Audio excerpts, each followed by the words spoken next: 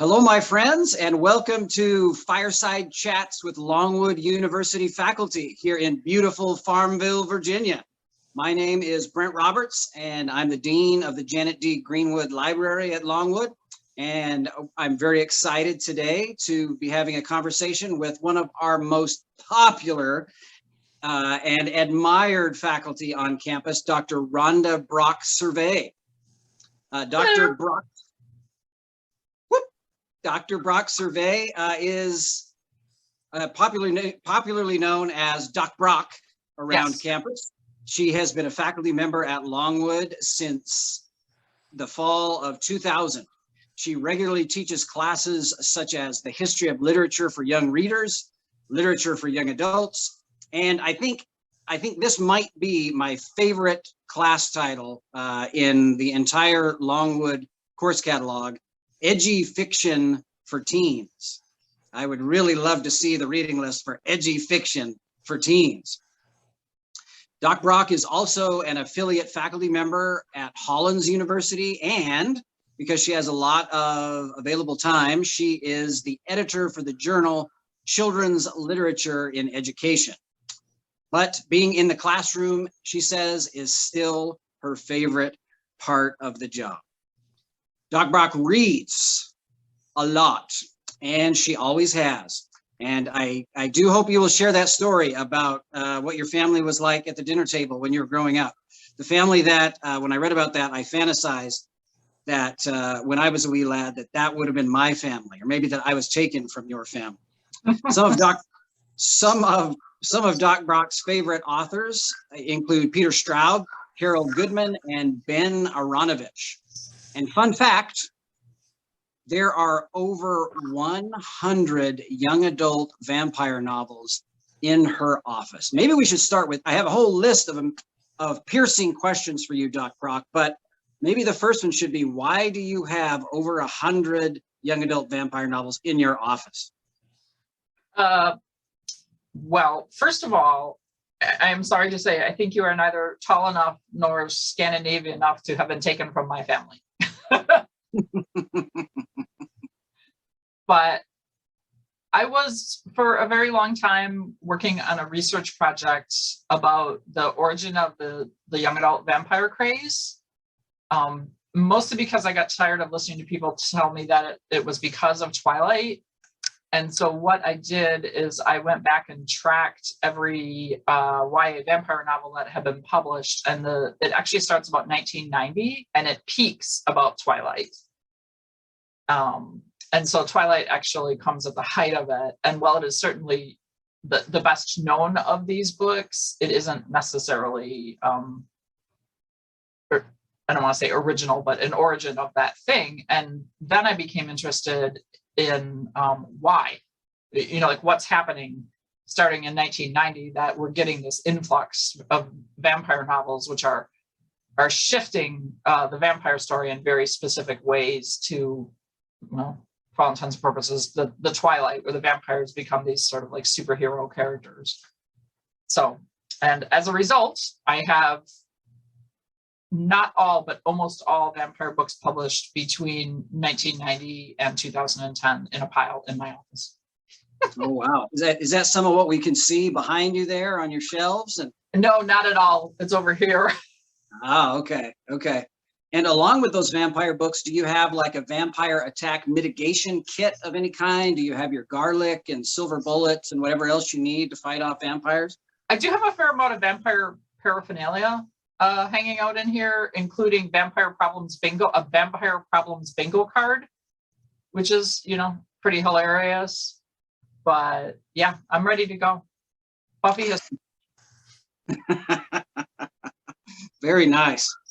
Well, a recurring theme in your research is the tension between whether fairy tales, and maybe by extension, we could talk about other forms of children's and young adult literature as well, are whether they're really for children or whether they're actually for adults. So how did fairy tales come to be associated with children and childhood?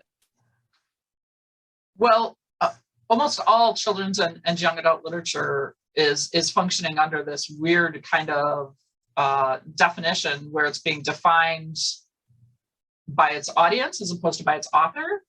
If you think about it, most literature we define by author, right? You know, you take African American literature, you're reading books written by African American. You take women's literature, you're reading books written by women. Children's and young adult materials are books that are written by one audience for another, or by one group for another group, so that you have books written by adults for children, which means by their very nature, the material is trying to define something that the person who's creating the material is not. And I say all that by a background because what happens with childhood and adolescence is that what childhood and adolescence is and what it means, of course, changes. You mentioned I teach the history of literature for young readers, which is quite possibly the worst class title ever. And what we look at there is how childhood has changed and what our understanding and expectations of childhood are and how that has been reflected in the material for children. And what ended up happening in the 19th century during the Grimm brothers' lifetime, actually, was that childhood was changing to accommodate stuff such as imagination and fantasy and beliefs in magic and that sort of thing. And so adulthood was excluding those things. And so fairy tales, which started, as much as we know, as sort of stories grown-ups told to each other or told to mixed groups around the fire at the end of the day when they were, you know, done being peasants and worn out and whatnot, ended up, because they contain elements of magic and imagination and sort of unrealistic things that grown-ups are not supposed to be interested in anymore, kind of being shuffled off to the child audience. J.R.R. Tolkien has this amazing quote, which I'm not going to be able to quote, but where he says that fairy tales basically became the old furniture.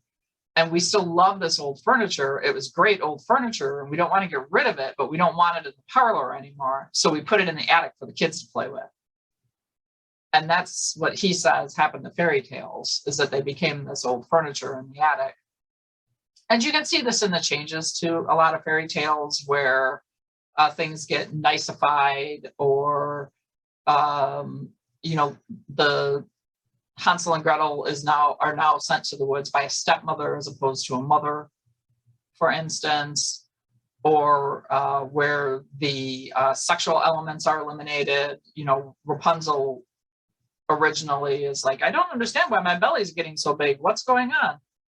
And now usually she gives herself away to the witch by saying something ridiculous like, why does it take you so long to climb my hair? The prince does it so quickly. So that is how the move came in fairy tales from sort of mixed company or adult fairy tales to childhood. Great. Many in our society might object to young people, young readers reading at young and impressionable ages the horror stories and sometimes the violence that you've talked about in fairy tales. There are people out there right now, I know, because I saw a story in the news just this morning about people that are out there who are compiling lists of books for school districts to remove from their curricula and from their library shelves. In one of your articles you wrote, I thought this was a great quote, "As teachers, it is incumbent on us not only to be accepting of others' tastes, but to realize that there might be something of value in every kind of book." Mm-hmm. So talking about fairy tales and talking about horror fiction that you also write a lot about, what can we learn from those genres? Well, let me tell you a story. I tell this to my classes. When I was in the 7th grade, I had this English teacher who I loved. Her name was Mrs. Hanson. And she was young, and she was interesting, and she was energetic, and she was interested in me. And we had reading time, and I read horror books a lot. I read scary books. And she said to me one day, she came up and looked at what I was reading and said, "I just don't understand why you read such garbage." And honestly, my heart broke, and my students almost all, feel for me. And I didn't understand, I was 12, 13. Like my mom read that scary stuff, and my aunt read scary stuff. And, I liked it. I didn't understand what made it garbage by that very definition. And that's why I think, in part, especially people who want to be teachers, although just about anybody, it really behooves us to make an effort to understand, especially the stuff you don't like. Like, generally speaking, I despise historical fiction for young people, but I understand why it's valuable. And I do know a few pieces of that I do like. And so with horror fiction in particular, I think we tend to get, I don't want to say caught up in the details, but sort of we zero in on very specific things. And you'll say, this has graphic violence, right? The Little Red Riding Hood gets eaten. But that's what happens. The story says, and the wolf gobbled her up in one bite, right? I wouldn't call that graphic violence. It's simply sort of a statement of a violent event. It's not like we get to witness all the nasty, grisly details. But even if it's something that does include some level of detail, there's several reasons why, and the article you're quoting talks about them, but not the least of which is that horror literature provides us a sense of control, ironically, right? That if I'm reading something that's scary and I'm feeling those feelings, right, of being out of control, right, my hair standing on end and my heart's beating, maybe my breath rate is up, I am not out of control. I'm safe, right? I'm sitting at my desk in the 7th grade, or I'm sitting at home, or for a film in a dark theater. And so we get to sort of experience those feelings without having to experience them truly. Like, I don't want anybody to feel true terror. And that allows us, especially children, to sort of understand, master, control those kinds of feelings, so that maybe when the first time it happens for real, or something akin to it does, it's not quite as shocking or surprising. And so you learn that you can get through this, right? So that horror in particular can be very empowering, especially to a young person. And I don't like what's going on at this moment. I can put that book down and walk away from it, and that's fine. But in young people's horror, children are they're extraordinarily clever and resilient, and they're taking care of business. And that is a very reassuring thing. So it sounds like what you're saying is that reading horror in kind of a controlled environment can give us confidence in other aspects of our lives. Absolutely. Yeah, absolutely. And I would be hard pressed to, again, cite it off the top of my head, but there's been some studies that show that kids who grow up in very sort of like stable environments that are, confident and living a good life and having a good time will sometimes make things up to be afraid of, so that they get to practice these feelings. So for instance, there was a colleague of mine some years ago who had a daughter who was 3 or 4, brought her into campus, and she saw a third colleague of ours and started screaming, right? "Oh my God, he's a giant, he's an ogre, he's going to eat me, ah!" And of course, the father was upset, and the person who was being accused of being a flesh-eating cannibal was upset. But to me, it looked exactly like that. Like, here's a kid who's a happy, stable kid who saw this person who somewhat represented one of the bad guys in her book, one of these ogres in her book, decided to lay that on top of that and then get practice working out those feelings. And she had, 2 weeks later when she saw him, it was a non-event. Wow. Well, I mean, maybe I should read more horror fiction, and that would just help me in my daily life. So when something bad happens at work, I can say, at least I wasn't attacked by a vampire or a zombie. Yeah.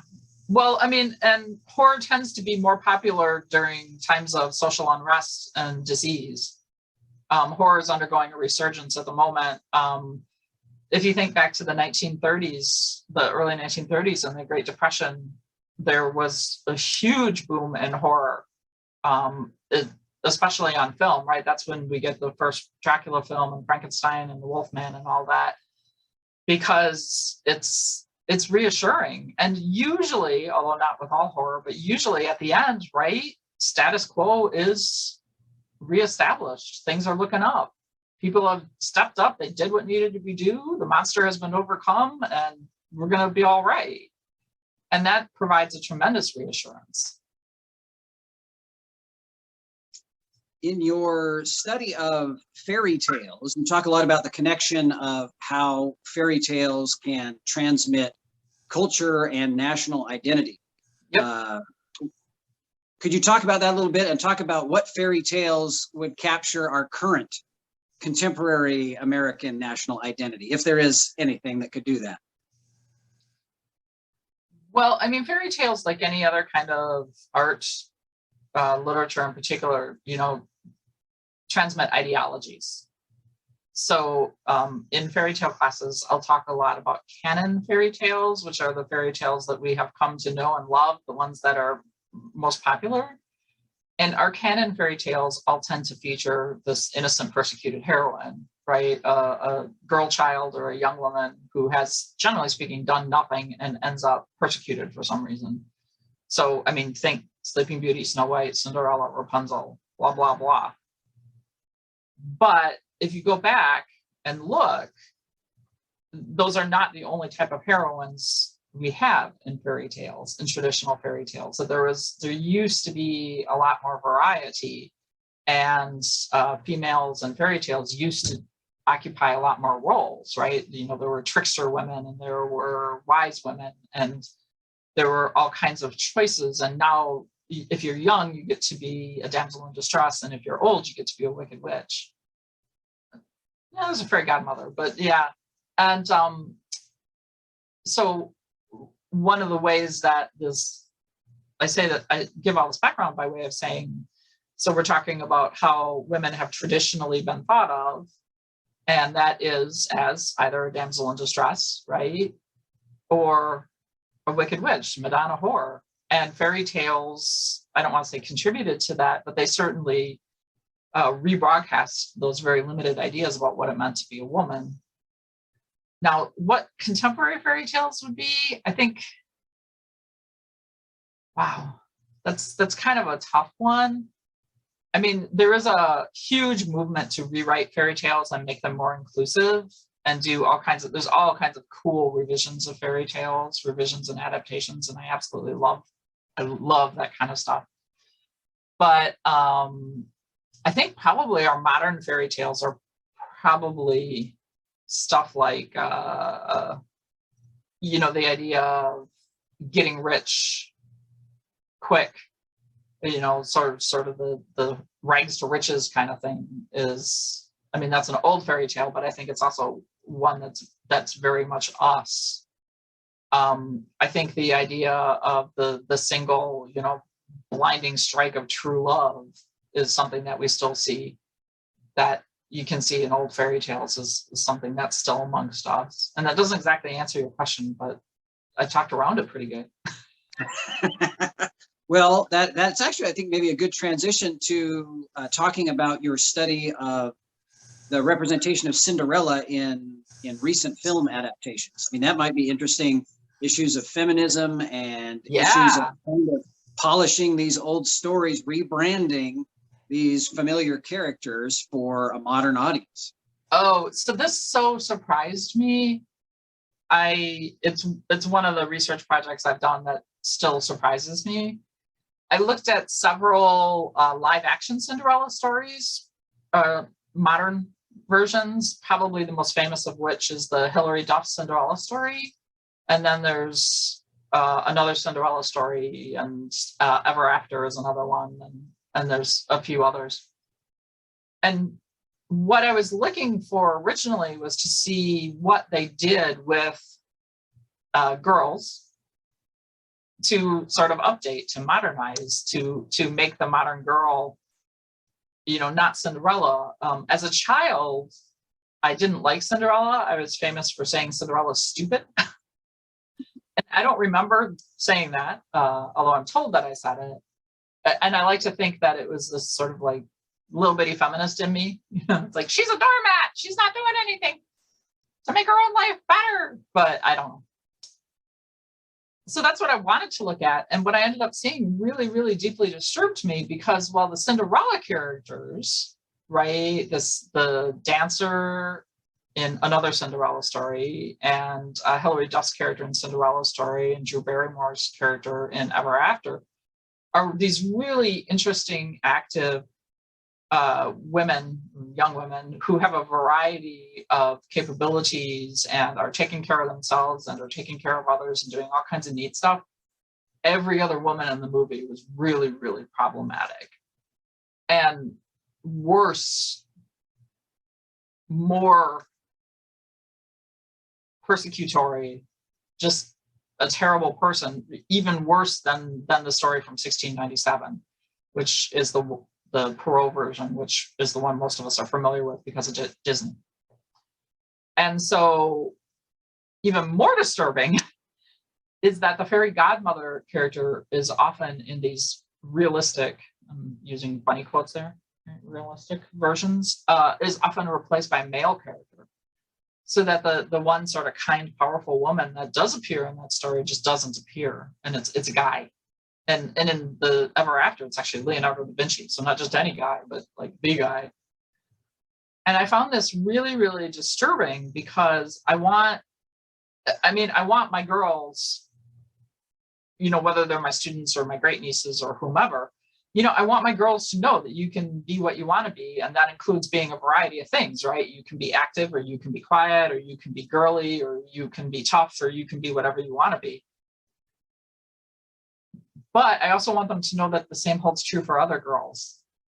And these movies present all other females as problematic for the main female. So like being the good girl, not good as well behaved, but as desirable or interesting, is the exception, not the rule.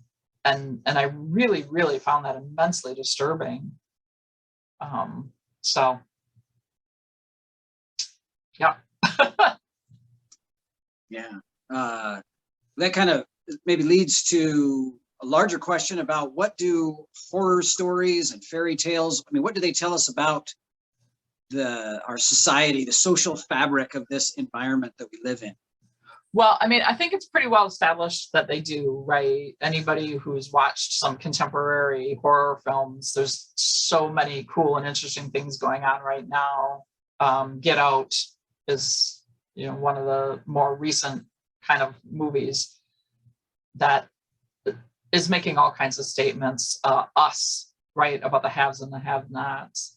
And I think that's true for, I do tend to think of fairy tales as horror. They go together in my brain.